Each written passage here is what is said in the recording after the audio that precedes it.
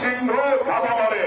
আমি ব্যক্তিগত আমি সব সামনে কে একবার দাঁড়াই না, তারপরে বউ মিলে যায়।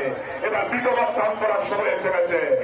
তুই কেউ বলে মেগাস্টার, কেউ বলে গুরুদেব, কেউ বলে দাদা তুমি শ্রেষ্ঠ। আমি বলি ভাই, আমি তো চন্দ্রপুরের কেষ্ট সে নরসিংহা।